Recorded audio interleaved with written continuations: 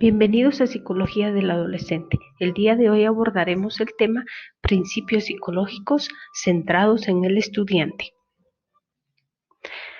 La ciencia psicológica ha contribuido enormemente a mejorar la enseñanza y el aprendizaje en las aulas. También puede aportar claves sobre una instrucción eficaz, la creación de un clima en el aula que fomente el aprendizaje y sobre el uso adecuado de los datos procedentes de una evaluación, de un test u otros sistemas de medición, así como métodos de investigación que informen la práctica. En las siguientes dos sesiones vamos a trabajar sobre los 20 principios más importantes que la psicología puede ofrecer en el contexto del aula, desde la educación infantil hasta la enseñanza secundaria. La labor de identificación y formulación de principios de la psicología para su aplicación por parte de profesores desde la educación infantil hasta el final de la enseñanza secundaria fue llevada a cabo por un grupo de psicólogos en diciembre de 1995.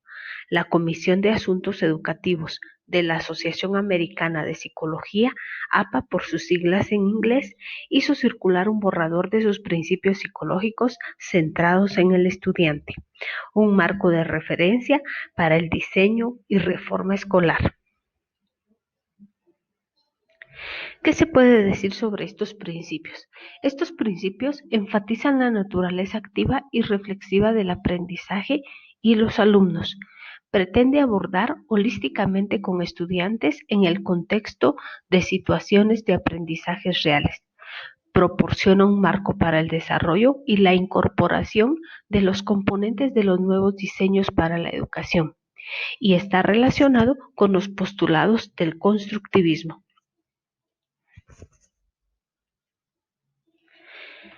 Desde la creación de estos principios se toma en cuenta dos perspectivas: la perspectiva de la persona que aprende y la perspectiva de los procesos de aprendizaje. Se procedió a clasificar, validar y consolidar las propuestas. Se agruparon 45 principios según su ámbito de aplicación en el aula y después de hacer varias investigaciones y de darlos a conocer, los principios se fueron reduciendo, se analizaron y el trabajo final quedó en 20 principios presentados en el siguiente video.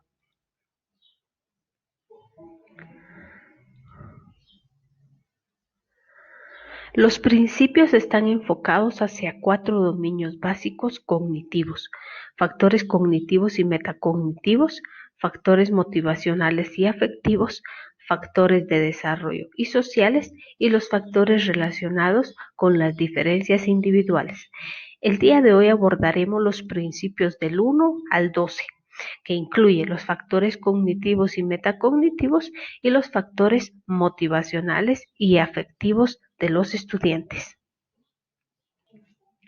Los primeros 8 principios tienen que ver con la cognición, el aprendizaje y dan respuestas a la pregunta ¿cómo piensan y aprenden los estudiantes?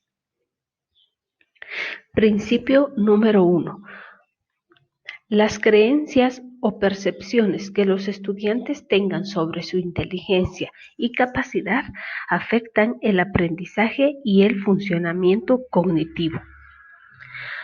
Los estudiantes que creen que la inteligencia es una entidad maleable y no fija adoptan más frecuentemente una mentalidad incremental o de crecimiento. Quienes creen lo contrario, a saber que la inteligencia es un rasgo estático, suelen adherirse a las teorías que entienden la inteligencia como una entidad. Estos estudiantes se preocupan particularmente por cumplir los objetivos de rendimiento y se creen obligados a demostrar de manera continuada su inteligencia, lo que los hace sentirse menos seguros a la hora de acometer tareas muy exigentes y son más vulnerables a las críticas negativas que el resto de los estudiantes, que ven como la inteligencia como una visión incremental. Estos últimos se centran generalmente en los objetivos y se muestran más dispuestos a aceptar tareas exigentes en un esfuerzo por poner a prueba y expandir su inteligencia y sus capacidades.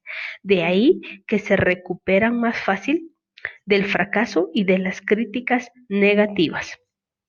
Un enfoque basado en evidencias que fomenta una actitud incremental de la inteligencia se enmarca en las atribuciones que los profesores asignan al rendimiento del estudiante. Cuando éste experimenta un fracaso, lo habitual es que pregunte por qué. Con la respuesta siempre se da una atribución causal. Las atribuciones causales que se relacionan tanto con la mentalidad de la inteligencia incremental como con la inteligencia como rasgo fija, pueden ayudarnos a distinguir al estudiante motivado del estudiante no motivado. Las atribuciones por las que se culpa a la capacidad propia pueden ser: he fracasado porque no soy lo suficientemente inteligente. Estas son habituales en quienes opinan que la inteligencia es una entidad fija. Por lo contrario, las atribuciones que culpan a la falta de esfuerzo pueden decir: he fracasado porque no me he esforzado lo suficiente. Por lo general, reflejan una concepción incremental de inteligencia.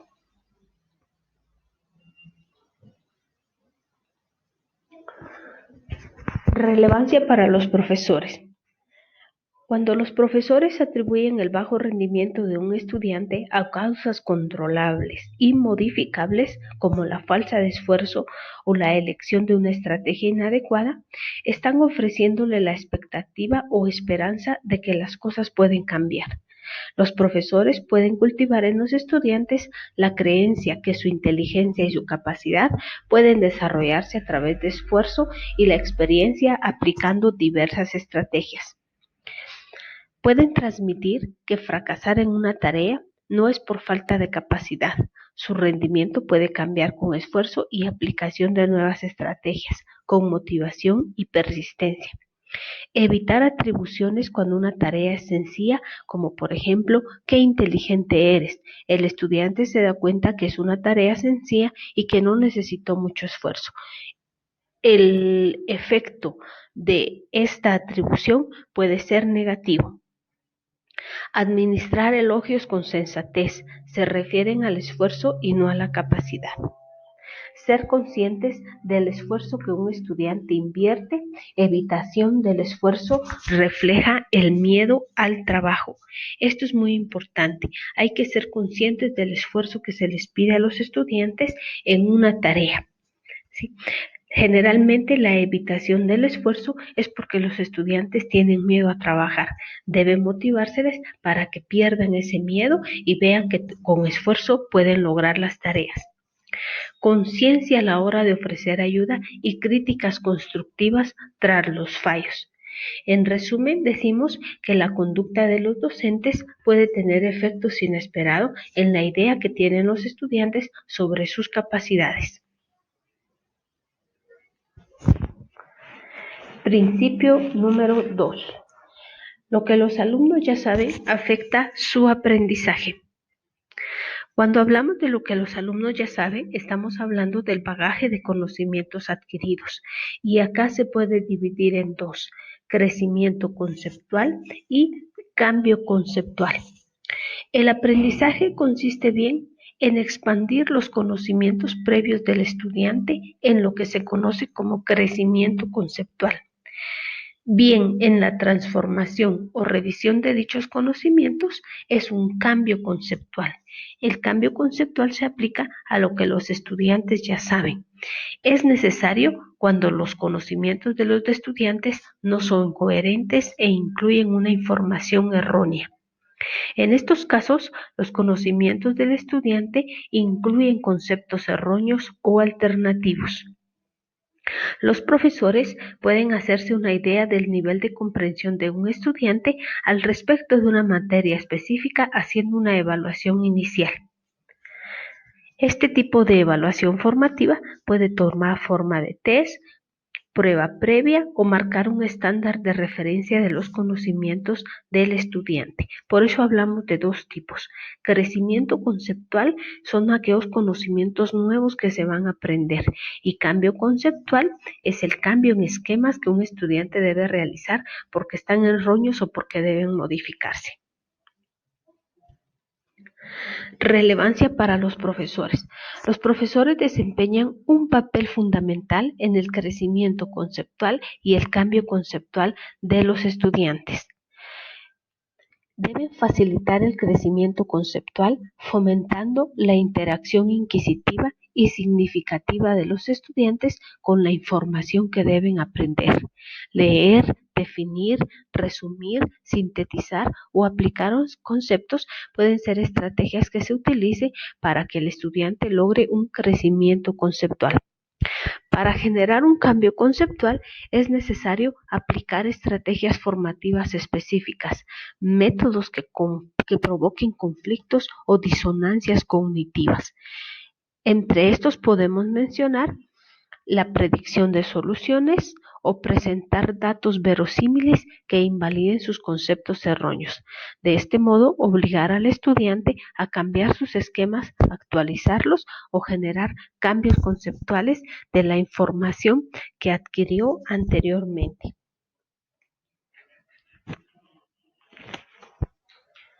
Principio número 3. El desarrollo cognitivo de los estudiantes y su aprendizaje no está limitado por los estadios generales del desarrollo. El estudiante es capaz de acceder a un nivel más alto de pensamiento y conducta cuando hay una base psicológica para el conocimiento en un ámbito determinado. Ya tiene cierta familiaridad o experiencia en un campo de conocimiento, interactúa con otros estudiantes más capaces o con materiales más exigentes o permanece en contextos socioculturales que conocen por experiencia. No podemos hablar que el estudiante se queda estancado o limitado por los estadios generales del desarrollo. Este principio nos habla que un estudiante, siempre y cuando cumpla con estas características, va a ser capaz de ir a un nivel más alto de pensamiento o de conducta. El razonamiento del estudiante no está limitado ni determinado por una fase de desarrollo cognitivo. Las investigaciones más recientes permiten descartar esta idea. Se ha descubierto que en ciertos ámbitos los bebés poseen competencias de base biológica y posiblemente nativa desde fases muy tempranas. Los niños que demuestran tener conocimiento sobre el mundo físico, sobre causalidad biológica, comprenden valores numéricos en conjuntos de hasta 3 elementos. No es necesario que vayan con las etapas. Entre más exposición estén, la base biológica, la familiaridad o sean expuestos a materiales más exigentes o contextos socioculturales diferentes, van a ser capaces de ir no en la línea de los estadios generales del desarrollo. Pueden ir un paso adelante. Relevancia para los profesores. El estudiante es capaz de acceder a niveles más altos de pensamiento y conducta. Las estimaciones que los profesores hacen de los materiales que se debe presentar a los alumnos y de los métodos de presentación son más eficaces cuando se tienen en cuenta los conocimientos contextuales y sobre todo el campo de conocimiento en cuestión. En el diseño de programas, los profesores deben fomentar el razonamiento del estudiante de la siguiente forma. Alentar el razonamiento en las áreas que les resulten familiares. Presentar temas y campos de conocimiento que estén al alcance de un nivel de funcionamiento actual. Crear grupos de trabajo heterogéneos, integrados por estudiantes con distintas capacidades que permitan la interacción desde el nivel más alto de aprendizaje y la resolución de problemas. Ayudar a los estudiantes que han alcanzado niveles de funcionamiento muy elevados a alcanzar niveles aún más altos, fomentando su interacción con compañeros más avanzados o con profesores. y familiar a los estudiantes con la cultura del aula y las prácticas habituales de la escuela. Aunque no en todos los trabajos en el aula los compañeros pueden colaborar, es ideal que lo hagan siempre que sea posible, pues la colaboración allana el camino a los estudiantes cuyo bagaje no incluye las prácticas habituales del aula. Principio número 4. El aprendizaje está basado en el contexto, por lo que la generalización del mismo a nuevos contextos no se realiza de manera espontánea, sino que debe facilitarse. La transferencia o generalización de los conocimientos del estudiante no es espontánea ni automática. Se hace más compleja cuando más dispares son el nuevo contexto y el contexto de aprendizaje original. Cabe destacar que la transferencia o generalización de conocimientos del estudiante puede fomentarse o apoyarse.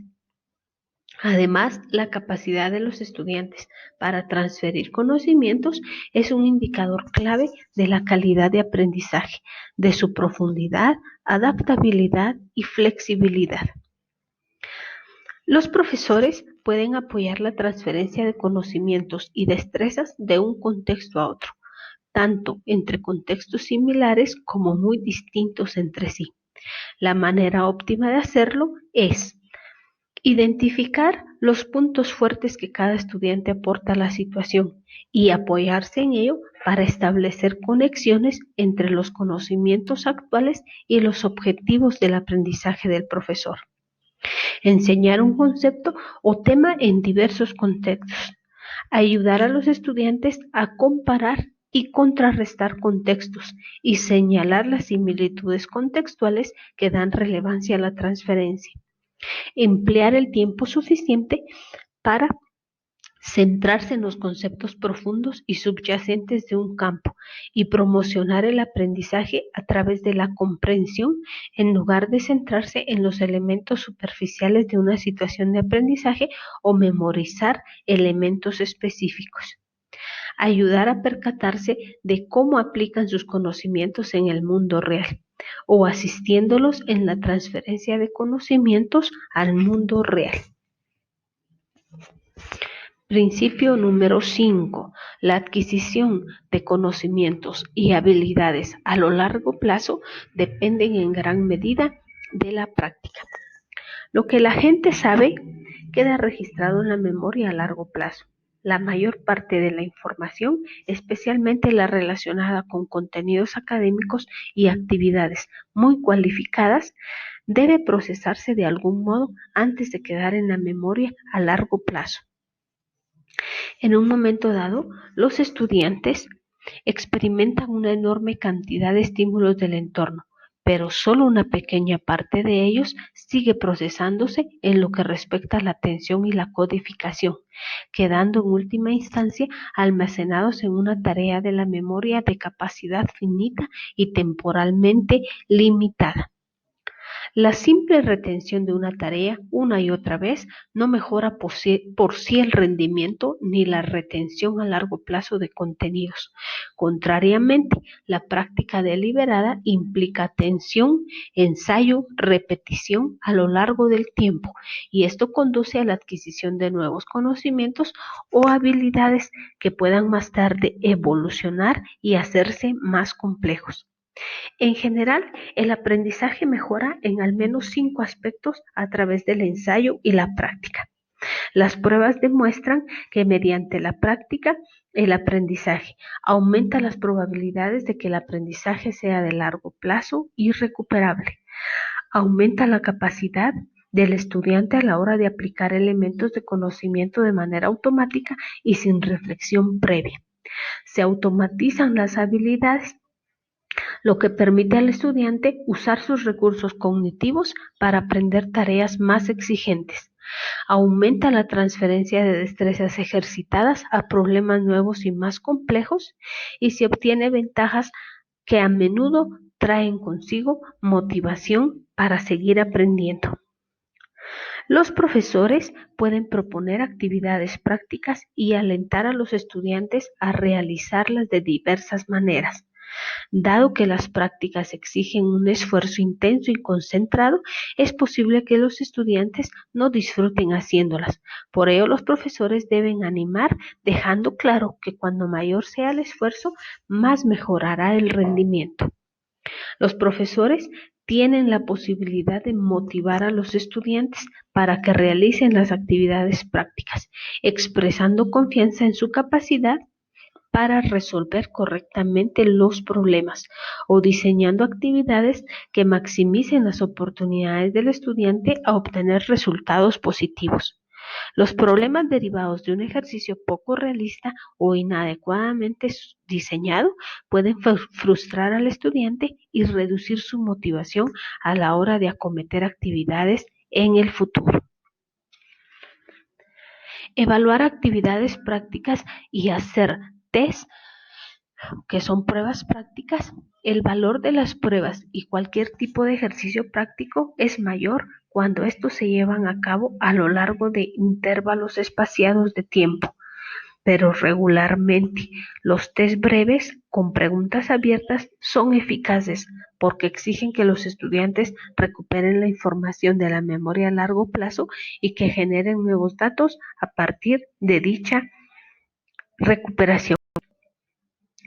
Proporcionar a los estudiantes un programa de oportunidades diversas para ensayar y transferir habilidades o contenidos, practicando tareas que sean similares a la tarea objetivo o utilizando varios métodos. Diseñar tareas pensando en los conocimientos previos de los estudiantes. Principio número 6. Un feedback a los estudiantes claro, explicativo y a tiempo es importante para el aprendizaje. El aprendizaje puede mejorar cuando los estudiantes reciben un feedback regular, específico, explicativo y a tiempo sobre su trabajo. Las críticas y valoraciones de información ocasionales y superficiales como buen trabajo no son claras ni explicativas y no incrementan la motivación ni la comprensión del alumno. La claridad de los objetivos de aprendizaje mejora la eficacia de las valoraciones por parte del profesor, pues éstas pueden vincularse de manera directa a los objetivos y los comentarios periódicos del trabajo por parte de los profesores y contribuyen a evitar que los estudiantes abandonen el camino del aprendizaje. Los comentarios de los profesores al trabajo del estudiante son especialmente eficaces cuando les proporcionan información específica. Los profesores pueden explicar a los estudiantes lo que están o no están comprendiendo, los aspectos positivos de su ejecución, vinculando su progreso y objetivos de aprendizaje específicos. Un feedback del profesor puede incorporar asimismo información sobre qué pueden hacer los estudiantes en el futuro para alcanzar esos objetivos. Por ejemplo, más que hacer comentarios generales como buen trabajo o me parece que no lo has entendido, los profesores pueden hacer apreciaciones con objetivos más claros. Las oraciones introductorias resumen eficazmente la idea de cada párrafo. En adelante deberás asimismo abordar el sentido del texto en su conjunto, explicando en unos cuantos puntos cómo las ideas del texto se relacionan unas con otras. Debemos ser más objetivos.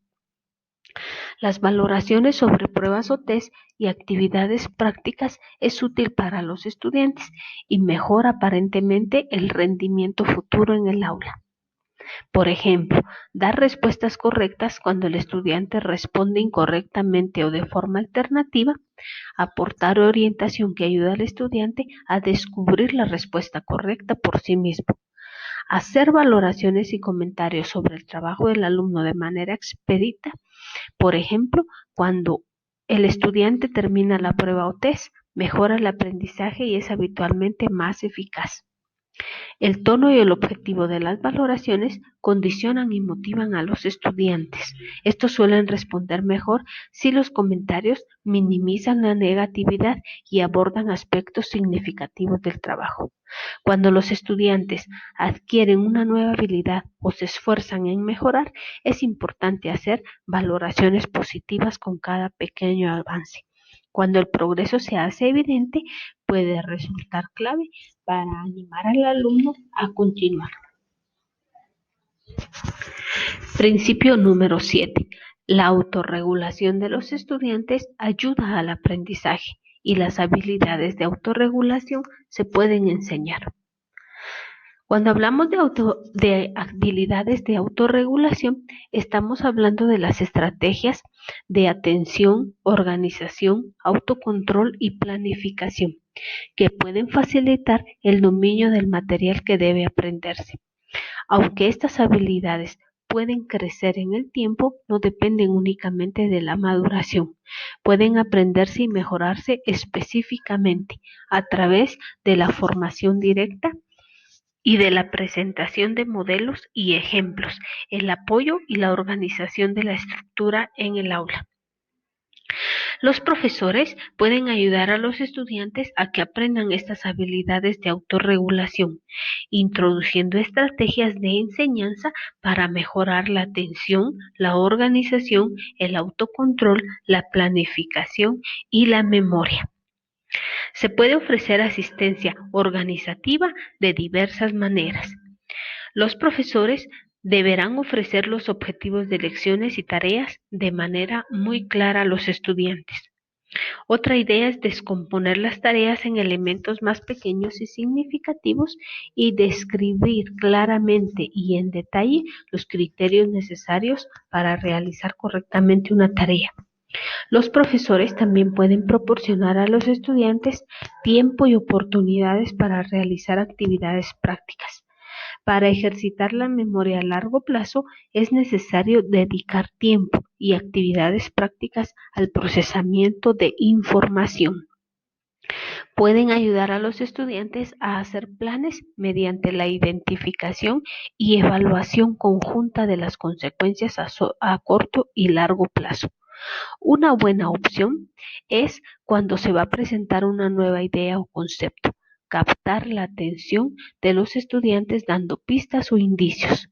Pueden organizar el tiempo en el aula incorporando periodos dedicados al trabajo concentrado y otros de interacción, de manera que los estudiantes tengan la oportunidad de concentrarse intensamente para luego aplicar métodos de aprendizaje más interactivos. Principio número 8. La creatividad del estudiante puede fomentarse. La creatividad puede ser definida como la generación de ideas innovadoras y útiles para una situación dada. Es una habilidad fundamental para los estudiantes en la economía de la sociedad de este siglo. Hoy día, para el éxito académico, la eficacia profesional y la calidad de vida, resulta vital ser capaz de identificar problemas, proponer posibles soluciones, evaluar la eficacia de estas y comunicar a los demás su valor. Los enfoques creativos en la enseñanza infunden entusiasmo y alegría en el proceso de aprendizaje y propician la participación del estudiante, así como la aplicación de conocimientos al mundo real en distintos ámbitos y siguiendo modelos determinados. El estudiante puede desarrollar y cultivar el pensamiento creativo, que es un objetivo muy importante del proceso aprendizaje.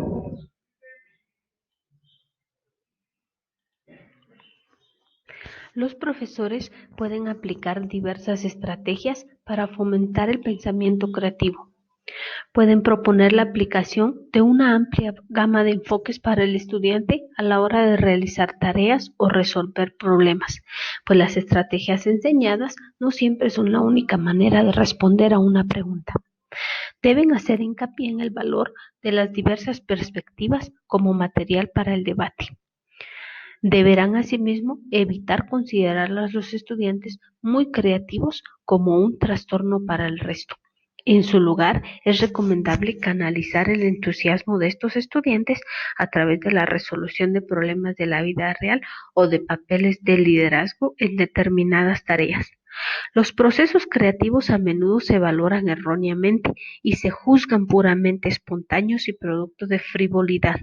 No obstante, son muchos los estudios que demuestran que la creatividad y la innovación son el resultado de un pensamiento disciplinario.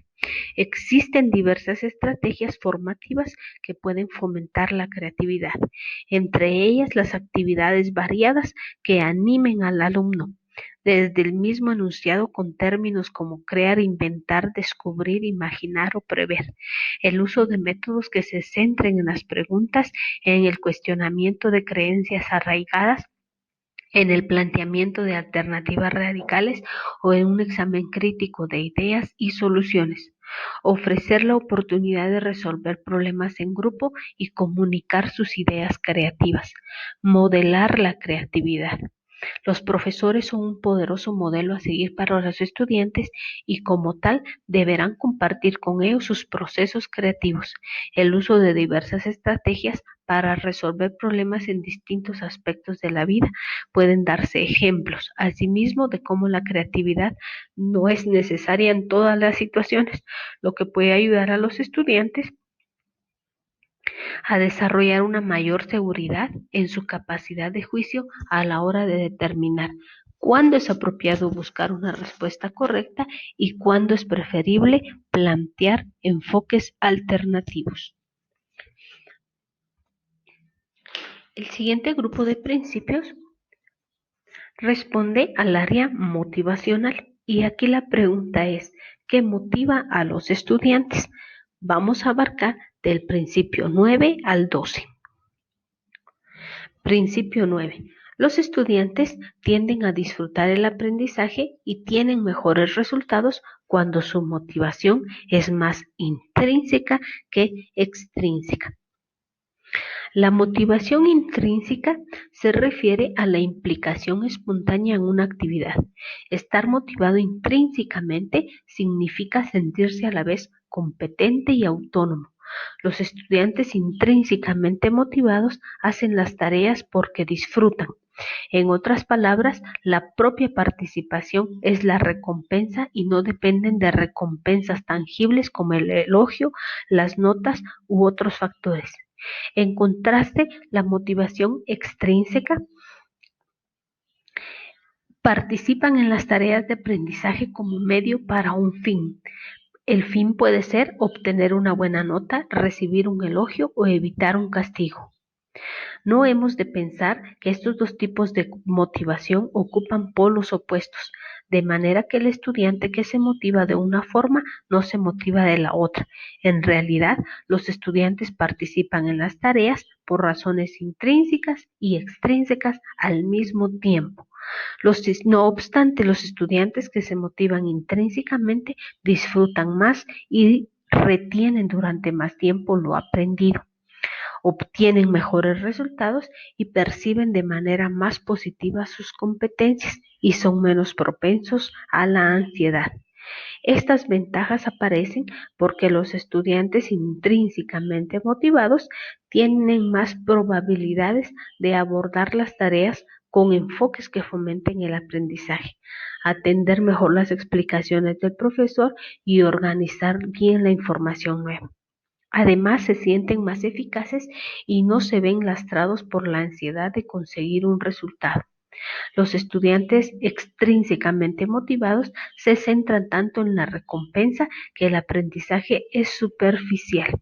Por ejemplo, el estudiante que lee por encima los textos en busca de términos específicos para absorber toda la lección, o puede desanimarse si la presión es demasiado elevada. Un amplio corpus de estudios experimentales demuestra que la motivación extrínseca bien usada es muy importante a la hora de obtener resultados educativos. Las investigaciones también señalan que los estudiantes desarrollan competencias académicas cuando hacen tareas repetidamente con un método cuidadosamente diseñado para automatizar sus habilidades básicas. Cuando esto ocurre, la tarea exige un mayor esfuerzo y el estudiante la disfruta más, como ocurre en el deporte o en la lectura. Los estudiantes mejoran en lectura, escritura o habilidades de matemáticas cuando realizan estas actividades repetidamente apoyándose en el profesor.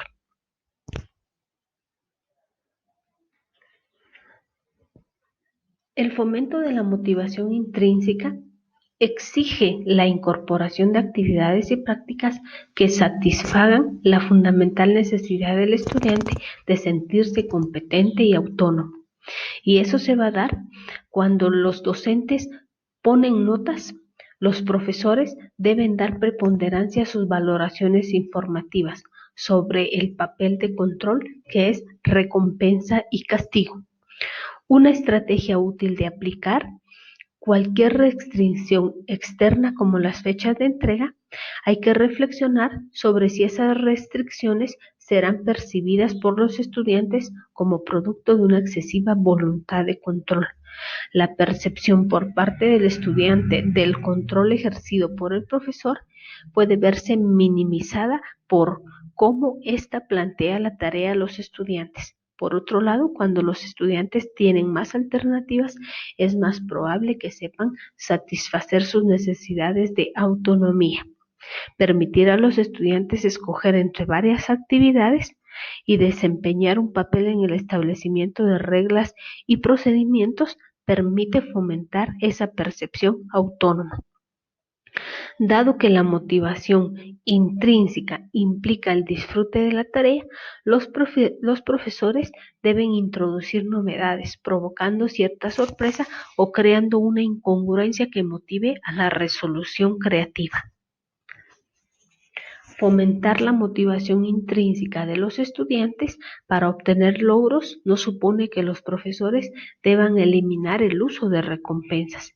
Ciertas tareas en el aula y en la vida, como en la práctica de nuevas habilidades, no revisten un interés inherente a los estudiantes. Es importante hacer ver que algunas tareas pueden no ser interesantes al principio, aunque exijan un mayor momento de implicación consciente que pueda resultar tediosa. Una vez aprendidas esas habilidades, pueden convertirse en una recompensa en sí misma. Principio 10. Los estudiantes persisten ante las tareas que plantean desafíos y procesan la información con mayor profundidad cuando adoptan metas de dominio en lugar de metas de rendimiento.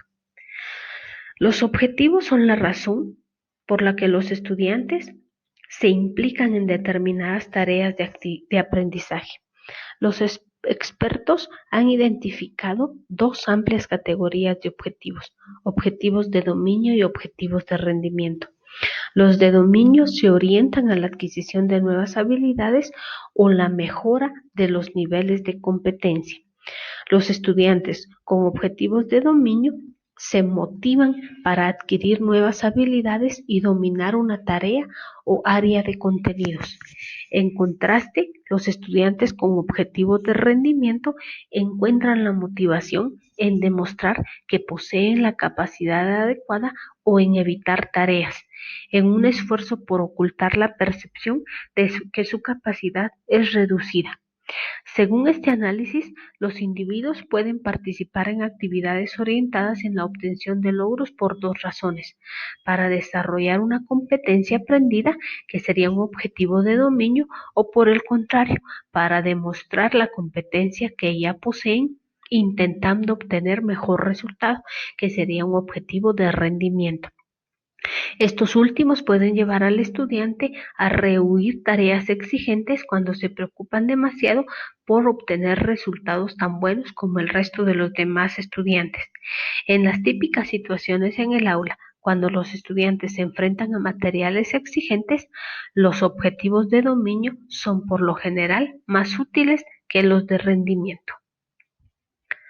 Existen diversas maneras en las que los profesores pueden organizar la información para fomentar los objetivos de dominio, entre ellas intentando hacer énfasis en el esfuerzo individual y en el progreso actual y no en los resultados obtenidos del pasado. En el aula es conveniente evaluar al estudiante privado. Debe evitarse los elogios como perfecto, increíble, magnífico, que no aportan información específica al estudiante y no fomentan el el deseo de volver a intentar hacer trabajos de alta calidad. Es recomendable evitar las comparaciones de tipo social.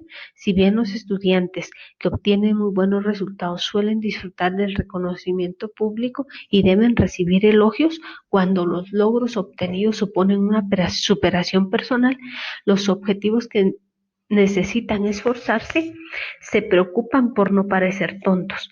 Pueden sentirse desalentados con este tipo de comparaciones. Alentar a los estudiantes a ver en los errores o respuestas erróneas una oportunidad de aprender. Individualizar el ritmo de formación todo lo posible. Algunos estudiantes necesitan más tiempo para dominar el material. Es importante tener en cuenta los diferentes contextos y entornos al planear cómo fomentar el aprendizaje y la motivación en el aula. Las actividades de formación que permitan trabajar cooperativamente en pequeños grupos formados por estudiantes de diferentes niveles contribuyen a quitar importancia a las diferentes capacidades y alientan a evolucionar. La cooperación es una de las mejores maneras de fomentar la orientación hacia los objetivos de dominio. En lugar de considerar la cooperación y la competición como herramientas incompatibles, los profesores pueden recurrir a equipos formados por estudiantes con distinto nivel a que compitan entre sí y alcancen el objetivo común. En ocasiones, los objetivos de rendimiento pueden funcionar eficazmente en situaciones que de por sí exijan cierta ejecución y rendimiento. Puede tratarse de situaciones competitivas, como por ejemplo un certamen científico en lo que los estudiantes se organicen en equipos para diseñar un robot. Principio número 11. Las expectativas de los profesores sobre sus estudiantes afectan a las oportunidades de estos para aprender, a su motivación y a los resultados del aprendizaje. Los profesores a menudo sienten expectativas sobre las capacidades de sus estudiantes y sus resultados. Estas creencias modelan el tipo de instrucción que se les da, actividades de prácticas en grupo y métodos de evaluación. La mayoría de las expectativas referidas de la capacidad se derivan del rendimiento académico obtenidos en el pasado y en su mayor parte pueden estar acertadas, fundamentadas. En algunos casos, no obstante, los profesores adoptan presupuestos erróneos, como esperar menos de lo que realmente un estudiante puede lograr. Si se comparten con un estudiante expectativas erróneas, el estudiante puede empezar a ajustar su rendimiento a esas falsas expectativas del profesor. Estas falsas expectativas aparecen más habitualmente en los cursos inferiores o a principios del curso y en ocasiones tras un cambio educativo. Existe mayor riesgo de crearse una falta educativa cuando los contextos en los que la información sobre el rendimiento previo no está disponible y cuando los estudiantes pueden tener razones para cuestionar sus propias capacidades. Lo más recomendable es que los profesores comuniquen sus expectativas a los estudiantes y mantengan un estándar apropiadamente elevado para todos a fin de evitar las profecías autocumplidas negativas. Los profesores pueden de manera continuada evaluar la fiabilidad de la información a través del historial académico. Dado que los profesores pueden en ocasiones no ser conscientes de cómo están tratando a sus estudiantes, puede resultar útil que el profesor haga un autoexamen. Por ejemplo, pueden preguntarse si en la primera fila de la clase se sientan solo los estudiantes sobre los que más altas expectativas posee, si todo el mundo tiene opción para participar y si las valoraciones escritas en los trabajos son igualmente detalladas para todos los estudiantes. Número 12. Los objetivos a corto plazo, proximales, específicos y que plantean desafíos moderados motivan a los objetivos a largo plazo, generales y que plantean objetivos muy exigentes. La fijación de objetivos en el proceso por el que una persona establece un estándar de rendimiento, por ejemplo, Quiero aprender 10 palabras nuevas cada día. Quiero terminar la escuela secundaria en 4 años. Este proceso es muy importante para la motivación, porque los estudiantes con un objetivo y una autoeficacia adecuada probablemente participen en las actividades que conduzcan a la consecución de ese objetivo. La fijación de objetivos y sus particularidades son importantes para la motivación. En primer lugar, tenemos objetivos a corto plazo o proximales. Motivan más que los objetivos a largo plazo distales, porque es más fácil juzgar el progreso hacia los objetivos del primer tipo. Desde este punto de vista del desarrollo, al menos hasta mediana la adolescencia, los estudiantes no están dotados habitualmente para pensar con concreción sobre el futuro lejano. Los objetivos específicos son preferibles a los más generales porque son sencillos de cuantificar y supervisar. Los objetivos moderadamente difíciles son preferibles a los más complicados. La investigación ha demostrado los beneficios para que la obtención de resultados positivos sea válida para un estudiante. Los estudiantes deben poder contar con numerosas oportunidades en el trabajo del aula para fijar objetivos concretos a corto plazo, sean moderadamente cumplidos. Es especialmente recomendable mantener el registro escrito de los objetivos y deberá ser consultado periódicamente, tanto por el estudiante como por el profesor. Conforme los estudiantes van adquiriendo experiencia, fijando objetivos proximales, irán aprendiendo a asumir riesgos intermedios, y lo cual es un rasgo más importante del individuo en busca de obtener un resultado positivo. Y los profesores también pueden enseñar a los estudiantes a empezar a pensar más en los objetivos distales, pactando en ellos una serie de subobjetivos que conduzcan a un objetivo distal más amplio. Como pueden ver, en estos principios se analiza básicamente la importancia de la fijación de metas u objetivos y de los pequeños cambios que podemos hacer los docentes en el aula para mejorar o incrementar la motivación en nuestros estudiantes. Por tanto, mejorar su nivel de aprendizaje. En el próximo video veremos los objetivos del 13 al 20 enfocado en otras áreas específicas.